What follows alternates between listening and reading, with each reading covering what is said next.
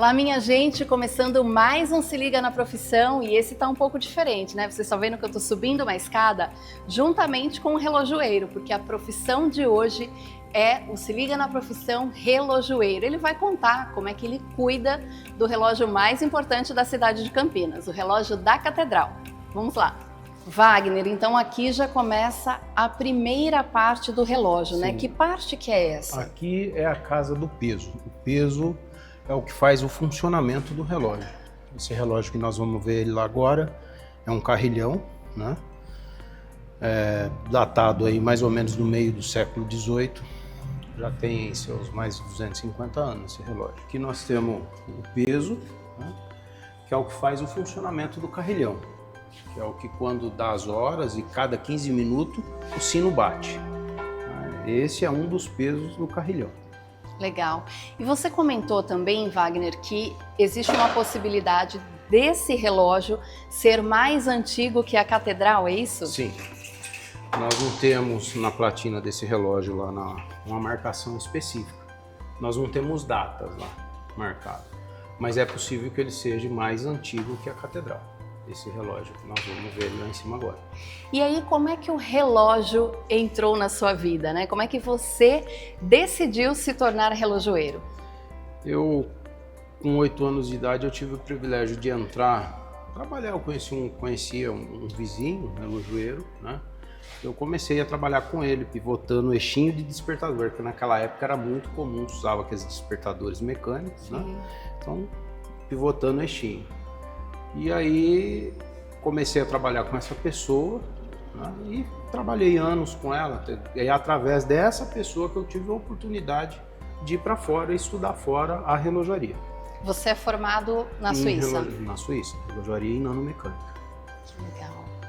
E como é que você sente essa profissão hoje? Você acha que é uma das profissões que está acabando ou que está já meio que entrando em extinção, né? Não sei se a gente pode falar assim, mas já não vemos tantos relojoeiros como antigamente. Nós podemos dizer que essa parte onde eu trabalho, dos relógios mecânicos, ela está praticamente extinta, né? Já quase não tem mais. Se a gente rodar o Brasil inteiro, poucos lugares nós vamos achar o relojoeiro mecânico. Hoje se vê muito esses relógios modernos, digital, entrou na moda agora os smarts, né? Mas a área mecânica, tanto de bolso quanto de pedestal, carrilhão, igual esse que nós vamos ver agora, que são os relógios de campanário, já quase não tem mais profissional que atua nessa área. Bom, aí fica uma expectativa para o público, né? Como ficaremos daqui a alguns anos, daqui uns 20 anos talvez, sem esses relojoeiros? Nós não vamos ter profissionais mais, porque a juventude, os jovens de hoje não se interessam. Para ver até mais ou menos o início dos anos 80, acho que até 85, 86, o Senai tinha um curso de relojoeiro. Se ensinava, né, trabalhar com relógio, não existe mais, né? Aqui no Brasil nós tínhamos em São Paulo uma escola que era do Dimas Melo Pimenta, né, que também tinha o curso de relojoeiro, também não existe mais. Então, quer dizer, acabou. A área mecânica, realmente, nós não temos mais. E aí, esses relógios, tipo esse aqui da Catedral, pode ser então que ele permaneça no espaço onde ele está, mas como um enfeite. Não vai ter mais o mesmo funcionamento. Um enfeite. A hora que sumir os relojoeiros, acabar, não vai ter mais quem. A Campinas, eu acho que nessa área a gente conta com uns 3 ou 4 relojoeiros só. E algum aí já aposentou, outros estão com problema de saúde, também não estão trabalhando mais. É eu e algum outro que está trabalhando com isso aí. Bom, então vamos lá conhecer o famoso relógio da Catedral.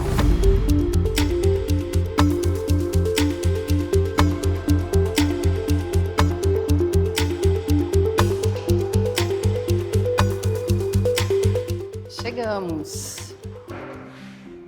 É uma máquina e tanto, né? Essa é uma máquina, né? Não posso dizer que é o maior, mas é um dos mecanismos maiores de relógio de campanário. Tá, e não está montado todo ele ainda, né? mas já foi feito toda a parte da limpeza, alguma coisa que tinha que ser feita de usinagem, né? Algumas peças já foram substituídas ao longo dos anos, né? Que nem, por exemplo, isso aqui foi substituído em 24 de 4 de 1959.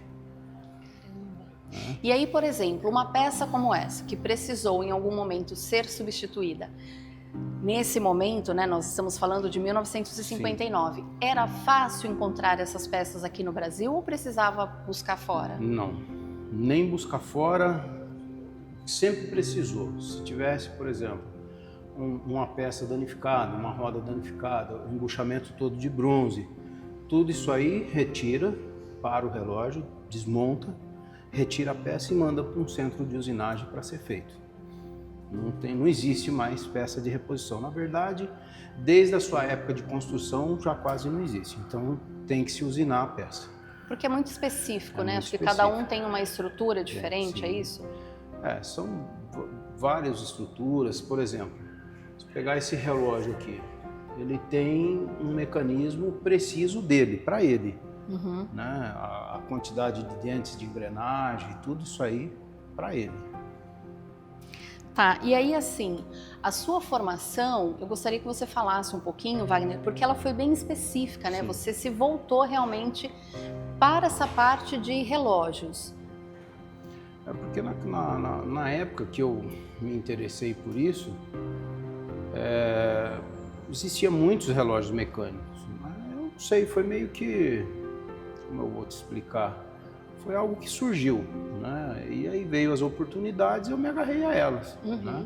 Fui para fora, estudei lá fora, tive uma formação um pouco diferente de muitos relojoeiros que nós temos aqui na região. Né? Para mim, morar lá fora e estudar isso aqui foi muito prazeroso. Né? Aprendi muito e estou aí nessa profissão já há 35 anos. E aí, assim, eu imagino que o público de casa fica muito interessado em saber o que se aprende no curso, como você fez, né? Você fez na Suíça. O que você aprendeu? Quais eram as disciplinas? Quais eram as atividades que você fazia ali no dia a dia até se formar? Lá nós temos todo um trabalho, desde da parte teórica, né? Que é uma parte de engenharia, né? Da usinagem. Por exemplo, o camarada que vai lá para poder estudar a arte da relojaria, ele tem que aprender a fazer uma peça, ele tem que estudar a usinagem, ele tem que estudar a parte da engenharia mecânica, que consiste em quê? No trabalho da dentição, na contagem dos dentes, né? Todo o trabalho de manufatura do relógio. E assim, quando vocês saem de lá, dá para aproveitar, por exemplo, você até comentou no início da nossa conversa, né, que essa profissão ela já está entrando em extinção. Você consegue aproveitar o seu curso, a sua formação, a sua expertise em outras áreas? Em outras áreas eu acho que não. Por exemplo, se eu partisse para uma área que não fosse da relojaria, para mim, a formação que eu tive não tem muito êxito. É específico voltado para isso, para todo tipo de relógio mecânico, né? Desde o relógio de parede, desde o carrilhão de pedestal, o relógio de campanário, tudo isso aí. Mas para uma outra área não tem especificação, não serviria. E quando a gente fala de relógios, né? Fala da profissão do relojoeiro, e fala de relógios tão importantes, né, para cidades como Campinas, por exemplo, que é o relógio da Catedral. Como é que você imagina o futuro desses objetos? Eu, para ser sincero, não vejo um futuro assim com muito êxito, porque não existe mais formação, né? Não tem quase mais relojoeiros, porque os que aprenderam se foram, que é uma profissão antiga, né? Eu acredito que mais aí uns 10, 20 anos nós não vamos ter profissionais que trabalhem com isso, que cuidem dessa área, né? É uma pena, porque se a gente for pegar o acervo existente, né, de relógios de campanário, por exemplo, Campinas, a gente consegue contar os relógios de campanário que nós temos. Por exemplo, a Escola Carlos Gomes, que está abandonado o relógio há décadas, né? tá lá. A estação, a igreja da Vila Industrial. Quer dizer, nós temos aí, eu acho que uns 5 ou 6 relógios na cidade de Campinas, que vai ficar aí sem manutenção. Virou um enfeite. Virou um enfeite.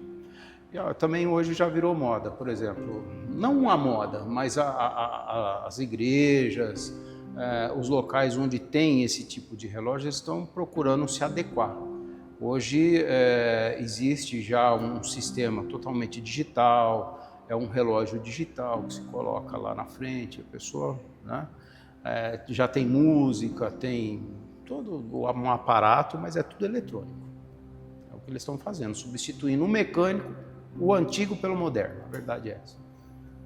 Deixa o relógio, né, com aquela cara de relógio antigo, mas com as novas tecnologias. Exatamente, é o que eu acho que tira um pouco daquela coisa da antiguidade, né? Nem, por exemplo, esse relógio aqui, nós não podemos mexer nem na estrutura dele. Isso aqui é um patrimônio tombado. Essa caixa de madeira nós não podemos mexer, nós não podemos tirar nada. Tudo aqui existe uma autorização para fazer. Até o conserto do relógio precisou de uma autorização de um órgão que cuida do relógio, né? Que é o CONDEPAT, né? Para poder fazer a manutenção do relógio. E aí esse relógio, atualmente, ele está em manutenção? Ainda tem alguma coisa a ser feita ou não? Já está funcionando? Não, ainda não está pronto. Nós temos algumas coisas para terminar na parte do relógio, né? E esse relógio, com o passar dos anos, ele foi mudado algumas coisas, porque antigamente existia uma manivela que se encaixava aqui onde uma pessoa vinha, né, subia os pesos, ou seja, dava a corda, como a gente costuma falar, né, para que se funcione o relógio. Depois disso foi adaptado esses motores, né, porque era difícil para uma pessoa vir aqui e subir tudo na mão. Tinha que comer muito feijão, né? Muito feijão. Esse relógio aqui, mecanicamente, ele tem autonomia de peso para funcionar 28 dias.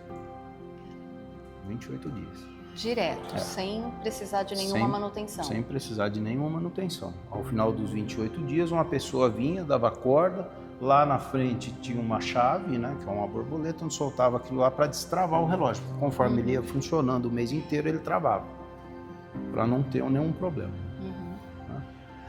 E agora, com essas mudanças, né, com essas reformas que vocês estão fazendo, quais as mudanças esse relógio vai ter? Ele vai existir uma mudança visual aqui, né, vai ser colocado que futuramente vai ser feita uma caixa de vidro acrílico, porque a intenção é abrir a visitação ao público para poder subir até o ponto do sino. Né? Vão subir por essa escada aqui até o ponto do sino. Quando passarem por aqui, poder ver o relógio. Né? Então, e a outra modificação que vai ser feita uma modificação que eu estou esperando agora o pessoal da automação fazer, que é a da parte elétrica do motor.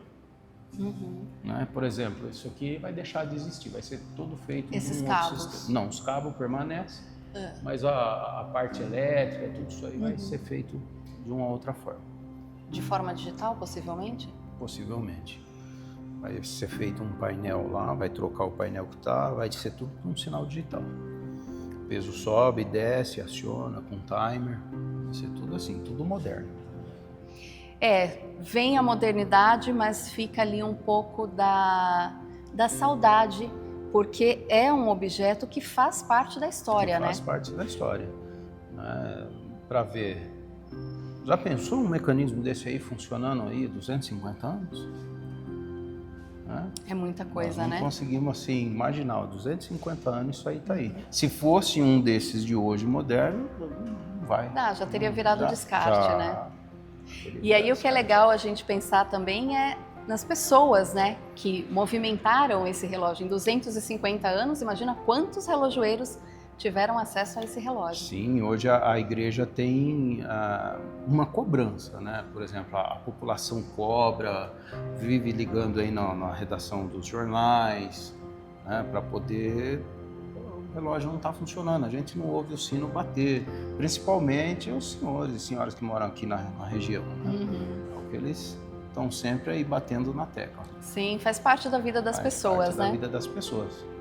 Wagner, muito obrigada por você Imagina. compartilhar comigo sua experiência, sua profissão e esse relógio tão importante para a cidade de Campinas. Cidade de Campinas, é isso aí. Obrigada a você que nos acompanhou pelas telas e fica aí até o próximo Se Liga na Profissão. Este aqui foi Relojoeiro.